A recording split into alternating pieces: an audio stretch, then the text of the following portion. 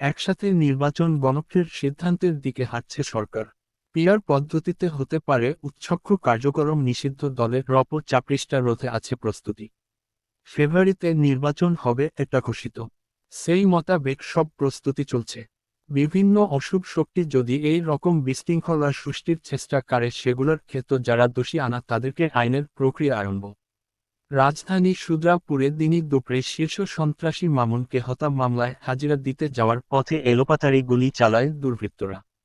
আমরা খোঁজ পাচ্ছে উচ্ছিষ্ট সন্ত্রাসী ইমন নামন গ্রুপের মামুন। যখন শুনতে পারলাম যে আমাদের জাসকোটে মূল ফাঁকের বাহিরে ন্যাশনাল মেডিকেলের সামনে তখন আমি গুরুত্ব ওহানি চলে যাই। আওয়ামী লীগ সমর্থকদের পাশে থাকে ধানের শেষ ঠাকুরগাঁয় আশ্বাস মির্জা ফুকরের।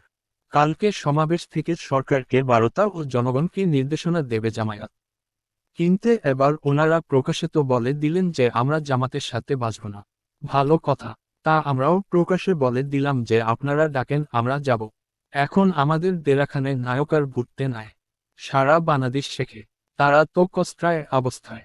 একটু আশ্বাস দিতে পারি যে আপনি হতাশাবেন না, ধানের শীর্ষাপ্রদে পাশে আছে। মুন্সিগঞ্জে আধিপত্য বিস্তার নিয়ে বিএনপির দুই গ্রুপের ব্যাপক সংঘর্ষ, গুলিবিদ্ধ হয়ে প্রাণ গেছে একজনের। বেশ কয়েকজন আহত। অনেক লোক মারধর করলো আর একটা লোক গুলি করে মাইরে হেলাইছে।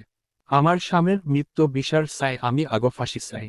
এলাকা শুনতে চাই বাট শান্তি চাই না। পূর্বের মতোই গাজীপুরের বাগের হাটে 4টি সংসদীয় আসন বহাল রাখল হাইকোর্ট।